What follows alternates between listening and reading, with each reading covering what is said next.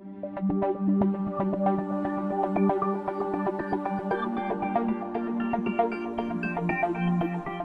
right, so my first pair right here, okay, is y equals negative 3x plus 7. That one's already in slope-intercept form, so all I want to do is identify my slope as negative 3.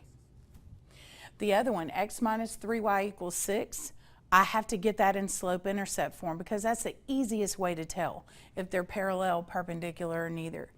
So to get this in slope-intercept form, remember our task. Move x, and when I move x, I get negative 3y is equal to negative 1x plus 6. And then you have to get the y by itself, so we're going to divide everything by negative 3. And when I do that, I get y is equal to a negative divided by negative is a positive, so that's 1/3 x, and that's negative 2. Now again, what am I concerned with? I'm concerned with my slope. So if you look at the slope over here, negative 3. And when I look at the slope over here, positive 1/3. Remember what the definition of perpendicular means. Perpendicular means that they have opposite reciprocal slopes.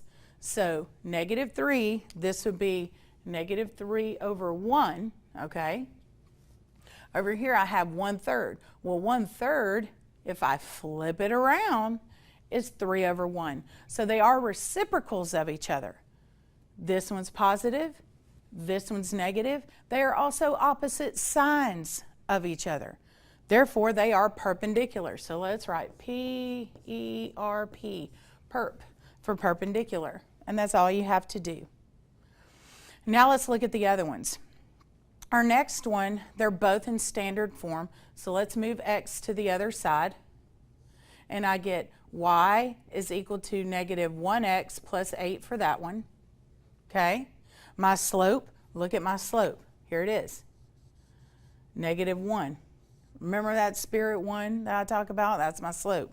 So now let's do the other one. I'm going to move x, and when I do that, I get y is equal to negative 1x plus 3. And my slope again, there he is, negative 1. Now, look at what I have on these two. I have negative 1 for a slope on the first equation. I have negative 1 for the slope on the second equation. They're the exact same thing. So what would they be if they have equal slopes?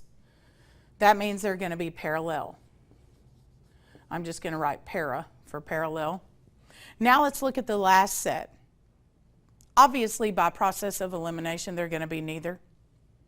But let's see what they actually are just to prove our point. So let's move x, and that's going to give me negative 2y is equal to negative 1x plus 9. And then I have to divide by negative 2. So when I divide by negative 2 across the board, I get what? I get y is equal to positive 1/2 x minus 9/2.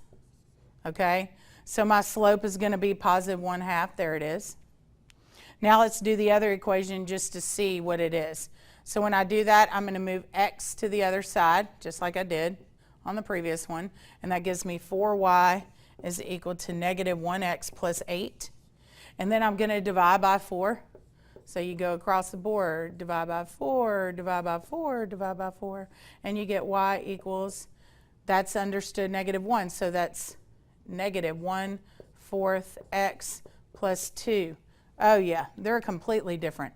One is positive, one's negative, one is 1/2, one is 1/4. So they're going to be completely different even though they're both fractions. All right? So to determine if they're parallel, perpendicular, or neither, the easiest thing to do is put these in slope-intercept form and then just look for m, your slope, okay?